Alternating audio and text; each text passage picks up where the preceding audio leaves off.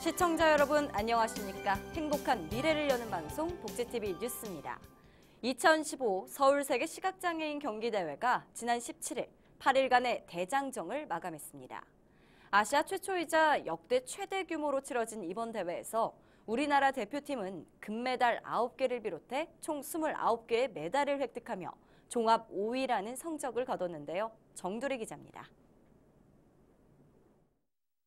2015 서울 세계 시각장애인 경기대회 그 8일간의 뜨거웠던 무대가 모두 마무리됐습니다. 한국 선수단은 대회를 통해 템핀볼링과 유도에서 많은 메달을 획득하며 효자 종목 노릇을 톡톡히 해냈지만 체스에서 은메달 하나가 나왔을 뿐 다른 종목에서는 아쉽게도 메달 소식이 나오지 못했습니다. 먼저 템핀볼링은 한국 선수단의 첫 메달 선물을 시작으로 금메달 6개, 은메달 7개, 동메달 8개를 획득하며 종합 우승을 차지했습니다. 더불어 모든 종목의 예선 성적의 합산으로 순위가 매겨지는 개인 종합 역시 총 7개의 메달을 획득했으며 고영배 선수는 4관왕을, 김정훈 선수는 3관왕을 달성했습니다. 목표에 도달할 수 있도록 더 열심히 하겠습니다. 이번 대회에서 유도는 금메달 3개, 은메달 3개, 동메달 1개를 목에 걸며 종합 3위를 기록. 새로운 효자 종목에 이름을 달았습니다. 특히 이번 대회에서 주목받았던 서하나, 이정민, 진송이, 최강근 선수는 모두 비장애인 선수 출신이었다는 데서 이목을 집중시켰고 내년에 있을 리우 장애인 올림픽 메달 소식을 밝게 했습니다. 이제 운동을 시작하면서 계속 꿈꿔왔던 것 같아요. 금메달을 딸 수밖에 없는 그런 몸 상태를 만들어서 올림픽에 나가고 싶어요. 체스 여자부에서 이창숙 선수는 2명의 선수가 출전한 가운데 은메달을 획득. 골볼과 축구 등 다른 종목에서는 메달 소식이 없었고 선수들의 열정 뒤로 시각장애인 체육에 대한 지원에 아쉬운 목소리가 나오기도 했습니다. 승패를 떠나 아름다웠던 선수들의 도전과 땀방울. 대회는 막을 내렸지만 이제 그들의 열정에 지속적인 관심의 계기가 마련돼야 할 것입니다. 복지TV 뉴스 정두리입니다. 15개국이 참여한 국제 비교조사에서 우리나라 아동의 행복감이 가장 낮은 것으로 조사됐습니다. 외모와 신체 등 자기 자신에 대한 자신감이 떨어지고 성적에 대한 만족감 또한 크게 떨어지는 것으로 나타났습니다. 정유림 기자입니다. 국제 구호개발단체인 세이브 더 칠드런과 서울대학교 사회복지연구소가 아동의 행복감 국제 비교 연구 결과를 발표했습니다. 조사 결과 한국 아동의 행복감이 전체 조사 대상 15개 나라 가운데 전 연령대에서 가장 낮은 것으로 나타났습니다. 우리나라 초등학교 5학년인 만 10세를 기준으로 보면 루마니아와 콜롬비아 등의 행복도가 높았으며 한국보다 경제 발전 정도가 낮은 네팔과 에티오피아 등도 한국에 비해 행복도가 높았습니다. 한국 아동이 불행한 요인으로는 시간 선택의 자유가 부족한 점과 학업 성적, 외모 비교 등으로 인한 낮은 자존감 등이 꼽혔습니다. 연구진은 그동안 아동 관련 정책이 학습과 물질적인 지원에만 치중돼 있었다며 우리 사회가 아동이 자신을 어떻게 바라보는지 또 자신의 삶에 대해 어떤 선택을 내릴 수 있는지도 고려해야 할 필요가 있다고 강조했습니다. 한편 아동의 행복감 국제 비교 연구는 아동의 행복과 삶의 질을 측정하기 위해 전 세계 15개국에서 동시에 진행하고 있는 국제 연구로 올해는 한국을 포함해 남아프리카 공화국, 네팔 등 15개 국가에서 만 8세와 10세, 12세 아동 5만여 명을 대상으로 진행됐습니다. 복지TV 뉴스 정유림입니다. 수원지법 형사 15부가 장애 여성을 성추행한 혐의로 장애인 복지관 물리치료사 김모 씨에게 징역 3년을 선고했다고 밝혔습니다. 물리치료사인 김 씨는 지난해 4월 자신이 근무하던 경기도 용인의 한 장애인 종합복지관 성인 물리치료실에서 뇌병변 3급 장애인 A 씨를 치료 도중 3차례에 걸쳐 성추행한 혐의로 기소됐습니다. 재판부는 판결문에서 치료의 기회를 이용해 범행에 취약한 피해자를 추행해 피해자가 상당한 정신적 충격을 받았으므로 죄책이 무겁다고 판시하고 김 씨에게 징역 3년에 성폭력 치료 프로그램 80시간 이수를 명령했습니다. 정부가 요양병원에 납병동 입원 제도를 도입하는 방안을 추진합니다. 복지부가 추진 중인 납병동 입원 제도는 환자가 당일 입원해 치료를 받고 나서 가정으로 돌아가는 출퇴근 방식의 입원 제도입니다. 현재 요양병원은 치매나 뇌졸중 후유증 등 노인성 질환을 가진 환자들을 치료하는 의료기관으로 상당수 환자는 입원 치료가 필요 없는데도 장기 입원에 치료보다는 요양 서비스를 받고 있다는 지적이 있습니다. 복지부는 납병동 도입은 요양병원에 불필요한 장기 입원 환자를 줄이기 위한 것이라며 납병동 입원 환자들에 대한 건강보험 수가 지급 체계를 만들어 요양병원이 납병동을 도입하도록 유도할 계획입니다.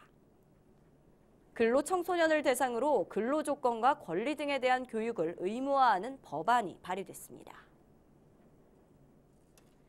새정치민주연합 남인순 의원이 발의한 청소년 기본법 일부 개정안에는 근로청소년의 노동인권 보호를 위해 국가 및 지방자치단체가 청소년에게 근로기준법 및 그 밖의 노동관계 법령에서 정하는 근로조건의 기준과 근로청소년의 권리 등에 관한 교육을 실시하도록 하는 내용이 담겨 있습니다.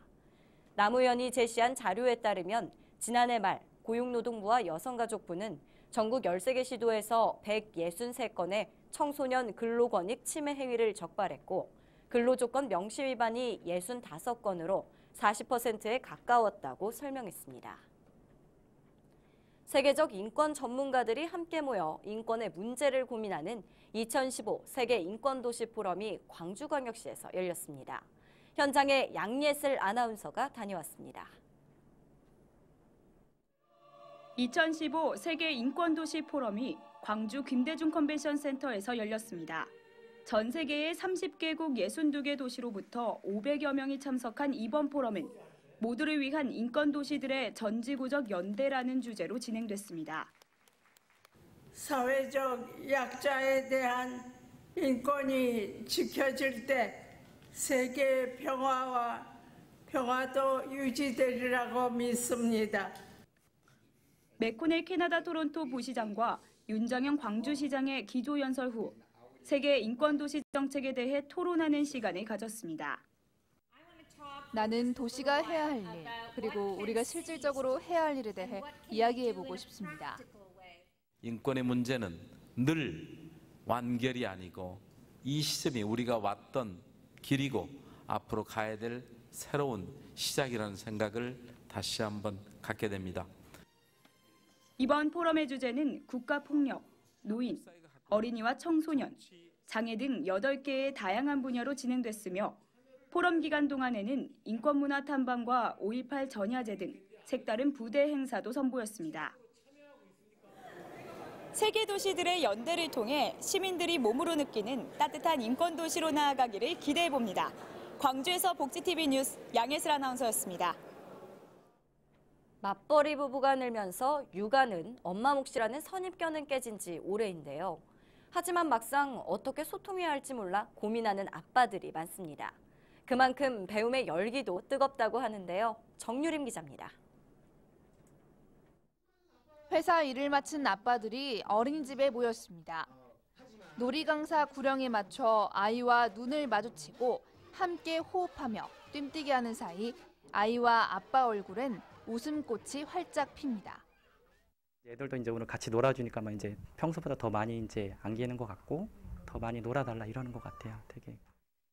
하지만 평소 아이와 함께 할 수 있는 시간이 많지 않다 보니 아쉬운 마음이 더 큽니다. 맞벌이 가정이 많다 보니까 아무래도 같이 안 하면 너무 힘들잖아요. 나름 노력하는데 또 이게 또 일도 있고 하니까 좀 많이 좀 못 해주는 것도 있고 한데. 육아 부담을 공동으로 지는 분위기가 확산되면서 좋은 아빠가 되고 싶은 아빠들의 고민은 커지고 있습니다.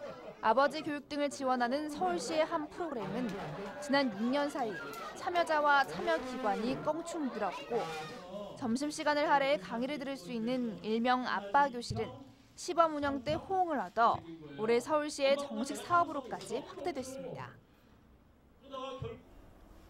남성들의 육아 열기가 확산되면 공원 등의 유모차를 끌고 나와 육아 경험담을 나누는 아빠들의 장면도 우리 주변에서 볼 수 있게 될 것으로 보입니다.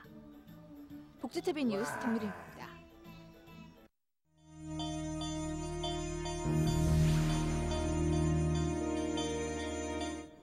이어서 간추린 뉴스를 전해드립니다. 오는 7월부터 만 70세 이상 노인도 임플란트와 부분 틀니를 반값에 시술받을 수 있게 됩니다.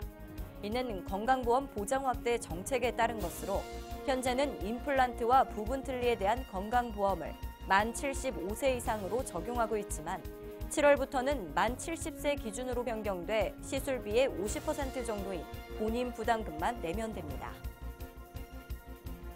오는 19일부터 30일까지 펼쳐지는 2015 정동극장 돌담길 프로젝트에 평철 스페셜 뮤직 앤 아트 페스티벌 출신의 발달장애 아티스트들이 함께합니다. 정동극장 돌담길 프로젝트는 시민을 위한 무료 공연으로 열립니다. 2015 제주국제장애인 문화엑스포가 오는 8월 11일부터 14일까지 제주국제컨벤션센터와 제주 일원에서 열리는 가운데 다음 달 30일까지 참가 신청을 받습니다. 엑스포에서는 세계 각국의 장애 예술단 공연과 제주도 자연 경관 탐방, 문화체험, 사랑의 음악회 등이 펼쳐집니다.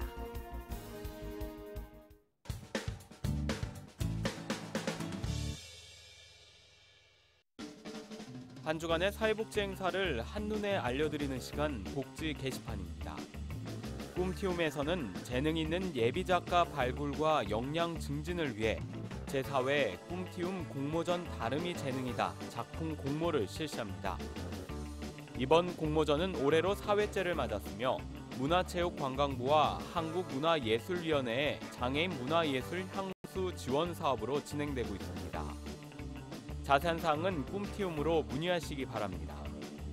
한국장애인문화협회에서는 제9회 전국장애청소년 예술제를 실시합니다. 이번 대회의 목적은 장애청소년 예술의 질적 수준 향상과 발전을 도모하고 장애청소년 예술 인식을 개선하기 위함입니다. 자세한 사항은 한국장애인문화협회로 문의하시기 바랍니다. 지금까지 복지 게시판이었습니다. 이야기가 있는 시간, 오늘의 영상 함께 보시죠. 앞으로 살 날이 1년밖에 안 남았다면 여러분은 꿈을 이루는 것과 5억 원 중에서 어떤 것을 선택하시겠습니까? 꿈이요. 제 이름을 세상에 알리고 죽는 게 의미 있다고 생각합니다. 꿈을 이뤄서 5억보다 더 많은 돈을 벌면 돼요. 이 학생들 아버지의 답변을 들어볼까요? 지금 같으면 5억을 선택하겠습니다. 5억을 선택하면 남겨진 가족들한테는 도움이 될 수 있으니까 저가 하고 싶은 일을 포기할 수 있죠. 그거를 대가로 한다면. 여러분들은 어떤 선택을 하실 건가요? 자신의 꿈보다는 가족의 행복을 바라는 아버지들의 모습. 이 세상의 모든 아버지들이 같은 마음일 텐데요. 이들의 가장 큰 꿈은 가족의 행복 아닐까요? 행복한 미래를 여는 방송 복지TV 뉴스를 마칩니다. 시청해주신 여러분 고맙습니다.